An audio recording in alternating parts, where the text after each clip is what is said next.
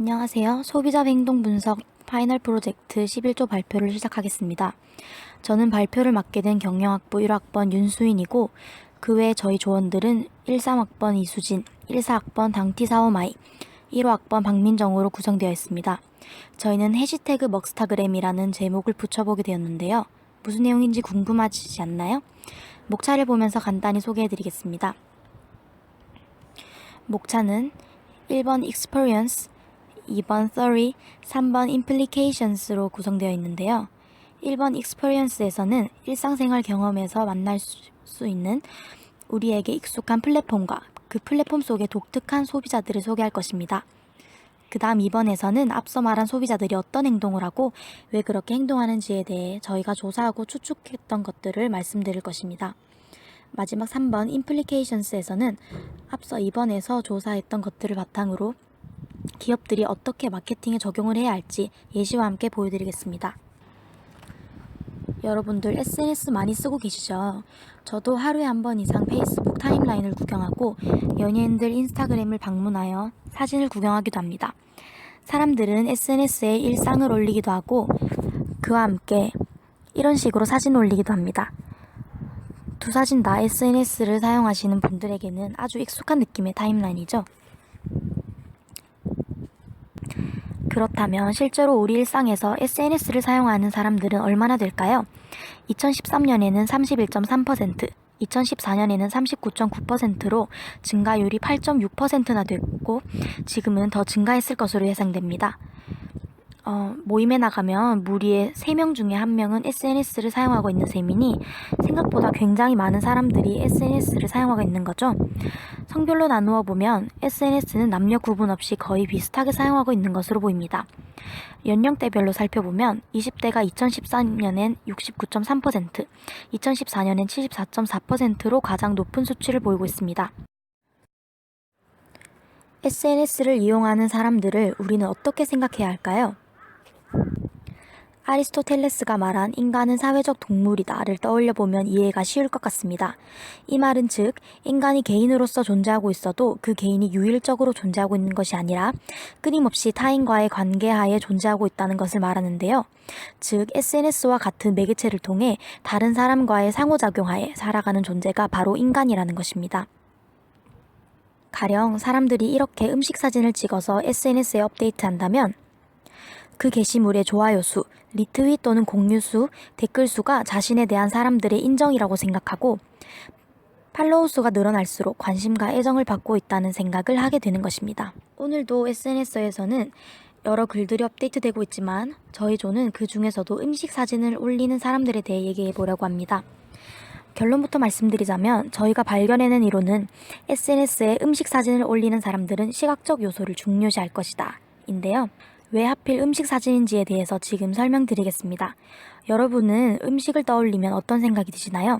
인간의 욕구 중 중요한 것이 식욕이기 때문에 아마 대부분의 음식에 대해 갖는 생각이 모두들 호의적일 것입니다.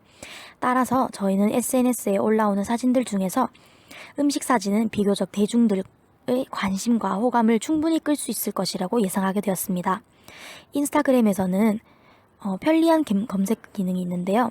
만약 해시태그 먹스타그램이라는 키워드와 함께 음식 사진을 올리면 다른 사람이 해시태그 먹스타그램을 검색할 시 자신의 글과 음식 사진을 함께 볼 수 있습니다.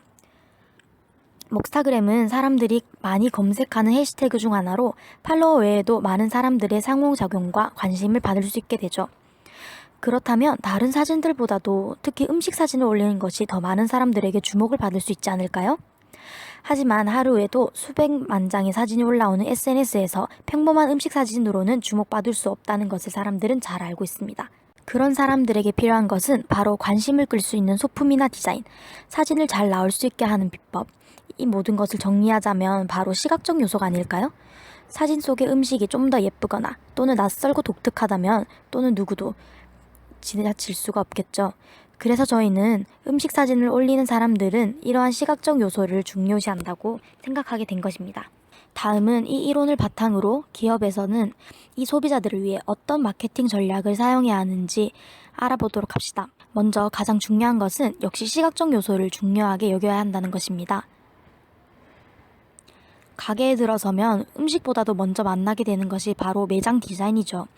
무엇보다 가게 내 인테리어가 아름답다면 소비자들이 들어서서 자리에 앉기까지의 과정이 상대적으로 그렇지 않은 가게보다 훨씬 더 수월할 것입니다.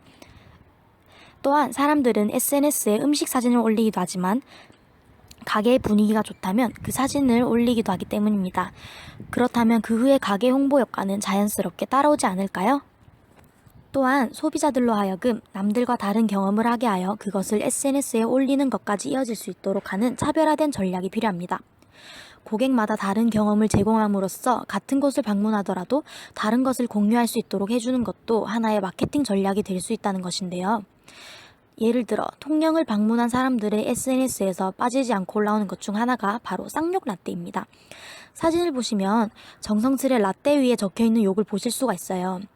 통영의 한 가게에서는 직원이 주문 시에 간단한 호구조사를 통하여 고객의 성향, 특성을 파악한 것을 바탕으로 라떼에 욕을 적어 고객에게 건네줍니다. 기존의 카페라면 주문 후 계산, 이게 모든 주문 과정의 끝이지만 쌍욕 라떼는 주문 시에 어디서 왔는가, 직업은 무엇인지 등을 묻고 대답하는 간단한 대화를 통해 친근감도 느낄 수 있고, 그리고 그것을 바탕으로 받을 수 있는 욕이 적혀진 라떼는 소비자로 하여금 특별한 경험을 하게 해주고, 그리고 그것에 만족을 얻은 소비자들은 SNS에 쌍욕 라떼의 사진을 올리게 되는 것입니다.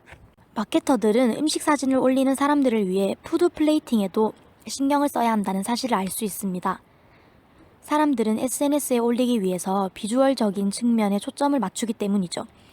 최근에는 이렇게 SNS에 음식 사진 올리기에 열중하는 소비자들 덕분에 음식 사진을 맛있어 보이게 찍는 법이 중요시되고, 음식 사진이 잘 나오는 카메라 필터를 사용하는 것이 유행처럼 번지면서 이런 관련 사업도 영향을 받고 발전하고 있습니다. 이상 소비자 행동 분석 11조 발표를 마치겠습니다. 감사합니다.